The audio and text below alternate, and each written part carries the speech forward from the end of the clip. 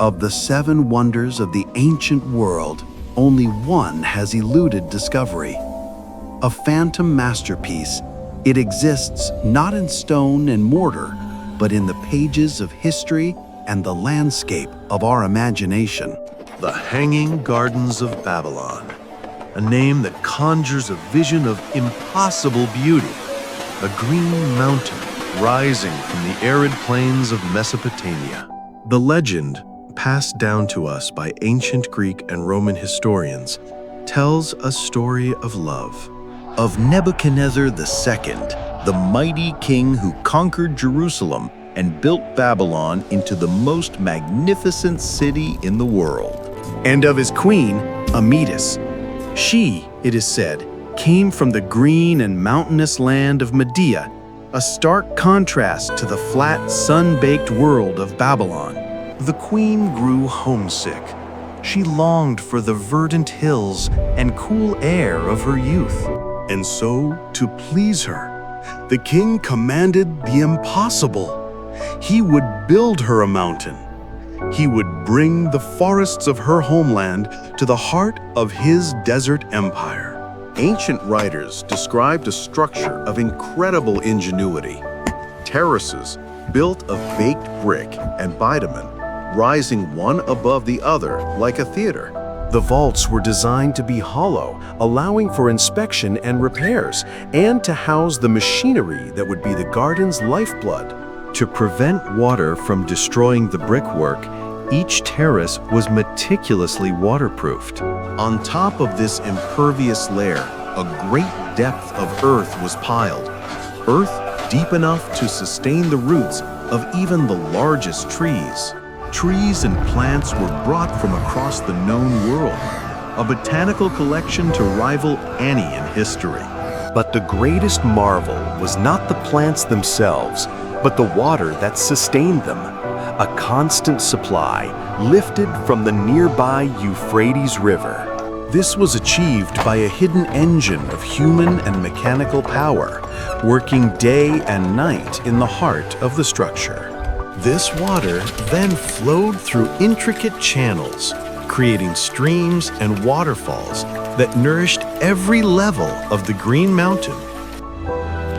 And so the king's promise was fulfilled. A paradise bloomed in the desert. Vines draped the walls, their leaves rustling in the breeze. Exotic flowers, blooming in a riot of color, perfumed the air. Great trees provided shade, their branches home to singing birds. It was said you could walk through the gardens and feel the cool spray of waterfalls on your skin. Gazelles and other tame creatures were said to wander the pathways. At night, the gardens transformed. Lit by torches, they became a place of mystery and royal celebration. A living monument that defied the desert, visible for miles around. It is a perfect story. A wonder built for love, brought to life by ambition and engineering.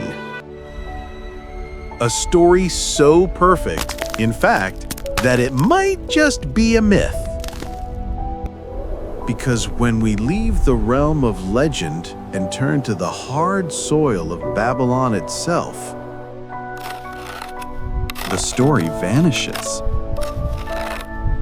For centuries, explorers and archaeologists have searched for proof, for a single foundation stone, for a trace of the great wonder. They have found palaces, they have found temples, they have found the very roads that Nebuchadnezzar walked. But of the greatest wonder of the city, they have found nothing, not a single definitive trace. It is the most profound mystery of the ancient wonders. How could something so large, so magnificent, simply disappear without a trace? The search for an answer begins not with a shovel, but with the texts, the original Babylonian records written by the people who lived there. These tablets detail every aspect of Babylonian life: trade, laws, astronomical observations, and, crucially, the great building works of their kings. Nebuchadnezzar himself left extensive records, boasting of his accomplishments in stone and clay. He describes rebuilding the city's temples, raising its mighty walls, and paving its processional way. He lists every great project. Every one, that is, except for a magnificent terraced garden. The silence is absolute. In the king's own words, and in the tens of thousands of contemporary documents from his reign, the Hanging Gardens are never mentioned, not once. This presents a monumental problem. If the people of Babylon didn't know about the gardens, then who did? And where did the story truly come from? The trail leads west, across centuries, to the world of the Greeks and Romans. It is they who wrote the histories that gave the gardens their fame. But none of them were eyewitnesses. The earliest account comes from a Babylonian priest named Berosus, who moved to a Greek island around 290 BCE, centuries after Nebuchadnezzar's reign. He wrote of a stone-terraced garden built by Nebuchadnezzar for his Median queen. But his original work is lost. We only know of it through later writers who quoted him. Writers like Diodorus Siculus and Quintus Curtius Rufus, living even later, embellished the tale, adding dramatic details of the garden's scale and machinery. They created a powerful image, a compelling story that was copied from one historian to the next, becoming more real with each telling. The story was so compelling that when archaeologists began excavating Babylon in the early 20th century, they were determined to find it. What is it? And in the northeast corner of the southern found palace, they found something, a peculiar structure, unlike any other in the city. It was a series of 14 vaulted rooms with walls of incredible thickness. Coldway believed these powerful vaults were the only thing in Babylon strong enough to have supported the weight of a massive terraced garden. And then they found the smoking gun, or so they thought. A room with 3 strange wells in the floor. Coldaway was convinced this was the chamber for the chain pumps that lifted water to the garden's peak. For decades, this was the accepted location. Tourists visited and maps were drawn. The mystery seemed to be solved. But problems began to emerge. Problems the original excavators had overlooked. First, the location. The Greek texts describe the gardens as being right beside the river Euphrates. This site is hundreds of meters away. Transporting such immense quantities of water would have been a colossal and unnecessary challenge. Second, the structure itself. Cuneiform tablets were later found inside the ruins. They were not records of exotic plants or royal gardens. They were administrative lists, jars of sesame oil, grain, dates, and spices. The vaulted building was not a pleasure palace. It was a high-security warehouse, a royal storehouse. The thick walls were for insulation, to keep the valuable goods cool. The location away from the river was for security, to protect it from floods. The case was closed. Coldway's candidate was a dead end. Archaeologically, the Hanging Gardens of Babylon did not seem to exist. Which brings us to the most damning piece of evidence of all. A witness who stood on the walls of Babylon and described the city in meticulous detail. Herodotus visited in the 5th century BCE when the city was still magnificent. He described its walls, its streets, its temples. Yet in his exhaustive account, he never once mentions a hanging garden. The situation seemed impossible. No Babylonian records, no archaeological proof, no mention from the one Greek historian who actually saw the city. For many historians, the conclusion was obvious. The Hanging Gardens were a fiction, a romantic tale invented by later writers, a ghost in the histories. The story should have ended there, with the wonder relegated to the realm of myth, alongside Atlantis and El Dorado. But in recent years, a single historian, Dr. Stephanie Daly, took all this negative evidence and saw in it not an ending, but a clue. She proposed a radical theory, a theory that explains the silence in Babylon, the lack of evidence, and the confused accounts of the Greeks. What if the gardens were real, but they weren't in Babylon at all? The theory shifts our focus 300 miles north, up the river Tigris, to the capital of Babylon's greatest rival, the fearsome Assyrian Empire. And to its capital city, a place of legendary size and strength, Nineveh. Here, in the ruins of Nineveh, the silence is broken. Here, the story is not of a king's love, but of an emperor's obsession with conquest, technology, and building a paradise on earth. The king was Sennacherib, a ruthless conqueror, an innovator, and a man who documented everything. And unlike Nebuchadnezzar, Sennacherib left behind a library of records that speak in astonishing detail of a magnificent garden he built at the heart of his new palace.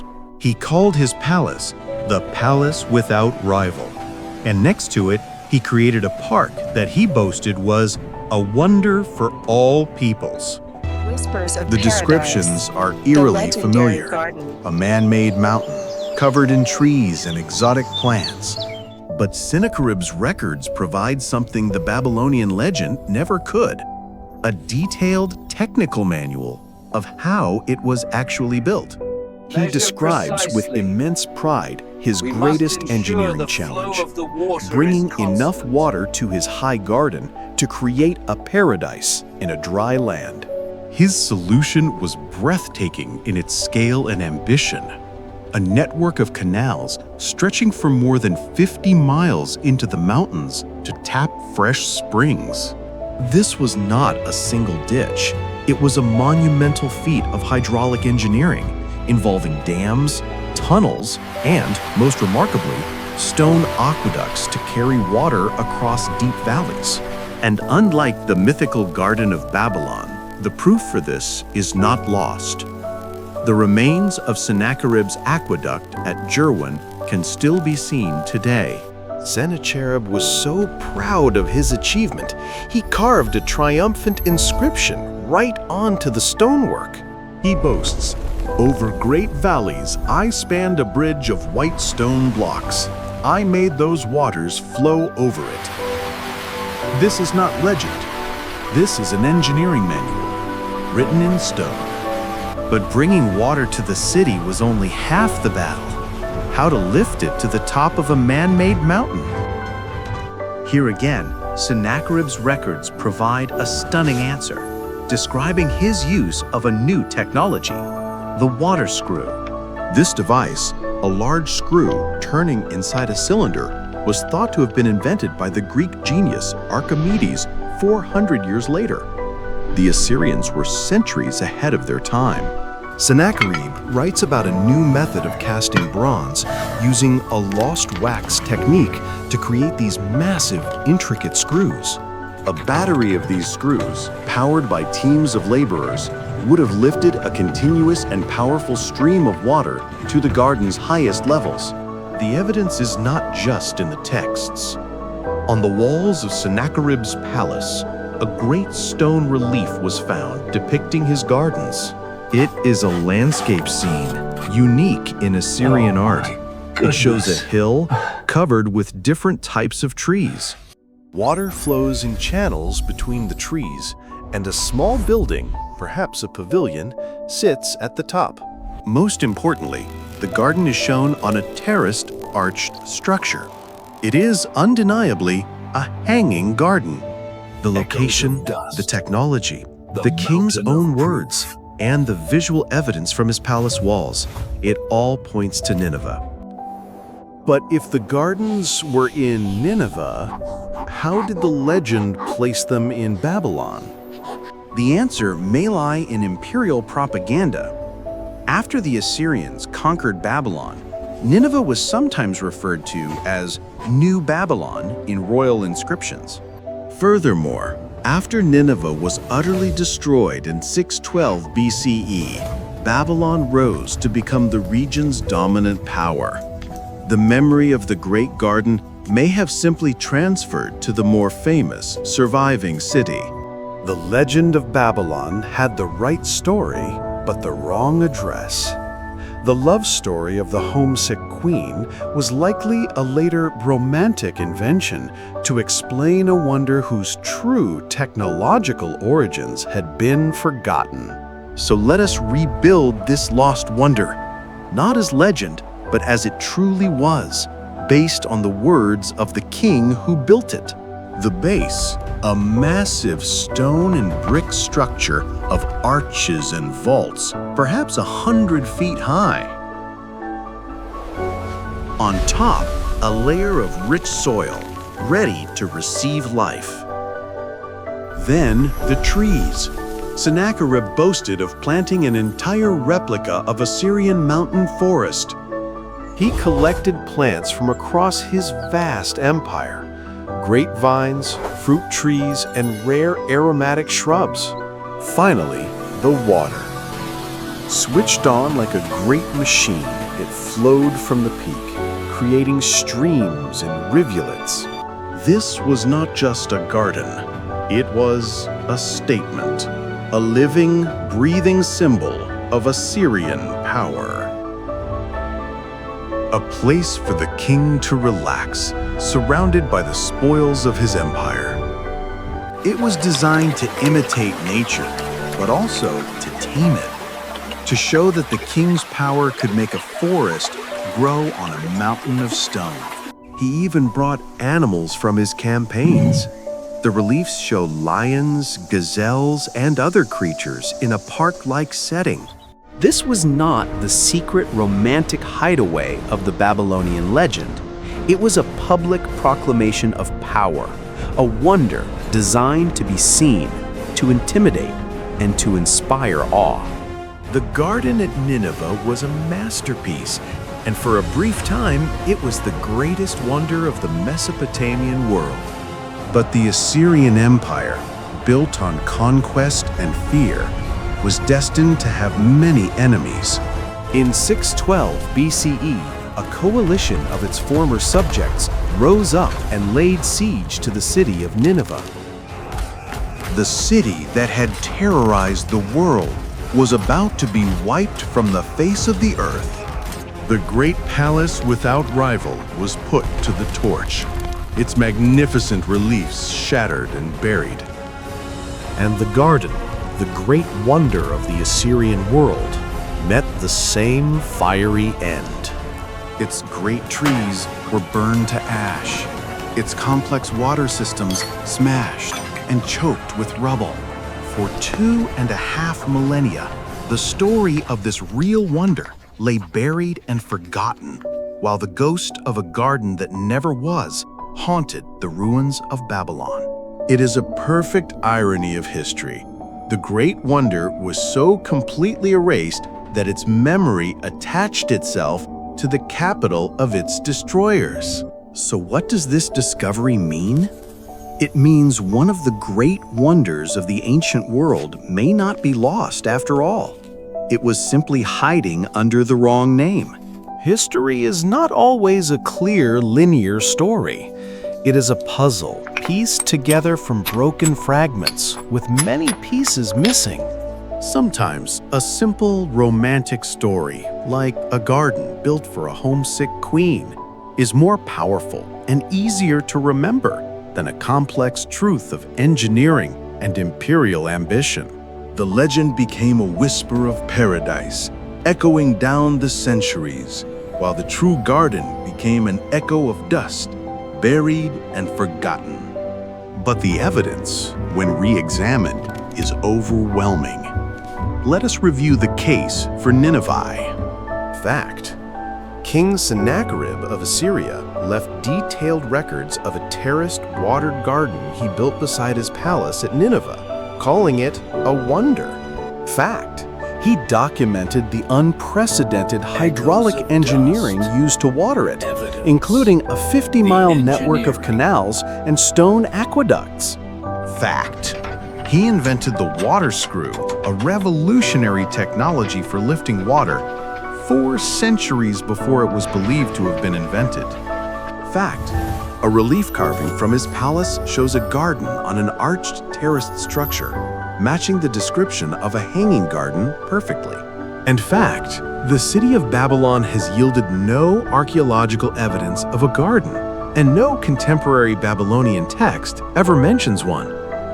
The evidence does not whisper, it shouts. The real hanging garden was in Nineveh. This garden was a living library of botany, a collection of life from every corner of the Assyrian Empire. Sennacherib's inscriptions list the specific plants he gathered. Frankincense from Arabia, a source of great wealth, grew beside olive trees from the Mediterranean coast. It was a political statement. Each foreign plant was a living trophy, a reminder of a conquered land now paying tribute to the heart of the Assyrian Empire. The garden wasn't just an imitation of nature. For the Assyrians, it was an improvement upon it, a victory over chaos. It was a microcosm of the empire itself, a diverse world brought together and made productive under the absolute control of a single, powerful king. This grand vision of power was ultimately consumed by it. The empire fell, and the garden was erased from history, its memory preserved only in a distorted legend. For millennia, it lay dormant, but the work of rediscovery, started in the 19th century, continues to this day. The work is not easy. The sheer scale of the city is daunting, and much of it lies beneath a living modern city. And the site has faced new destructions. In 2015, the terrorist group ISIS deliberately destroyed priceless Assyrian artifacts at Nineveh, attempting to erase history once more. But like the archaeologists before them, today's scholars and conservationists work to reclaim what was lost. They used 3D scanning and digital records to reconstruct the shattered reliefs, preserving the memory of these masterpieces for future generations. So while the garden itself is gone, the evidence for it, the texts, the reliefs, the aqueduct, survives, rescued from the dust by generations of scholars. It is a story more complex and perhaps more satisfying than the simple legend it replaces. It reminds us that history is a living science, constantly evolving as new evidence is uncovered and old evidence is re-examined. The truth was not hidden in a single dramatic discovery, but was patiently assembled from a dozen scattered clues, separated by thousands of years and miles. It teaches us to question the stories we've always been told, and to look for the evidence with fresh eyes. The wonder is not diminished by this new truth. In fact, it is enhanced. The real garden was not a flight of fancy, but a triumph of human intellect, ambition, and a sheer refusal to be constrained by the environment. It is a story that connects the ancient past to the present, reminding us that even when history is buried, broken, and deliberately destroyed, the truth, with patience and dedication, can be brought back into the light. Today, the ancient city of Nineveh lies under the sprawling suburbs of the modern city of Mosul in Iraq. The hill where the palace and gardens once stood is still there, a silent mound holding the secrets of a forgotten wonder. Perhaps the greatest wonder is not the garden itself, but the detective work of history that allowed its story to be reclaimed from myth. The Hanging Gardens of Babylon may never have existed. The story was a ghost, a whisper of paradise. But the wonder that inspired the legend was real, a testament not to a king's love, but to an emperor's genius, and to the enduring power of a story to keep a memory alive, even if it remembers the wrong name. A whisper of truth finally emerging from the echoes of dust.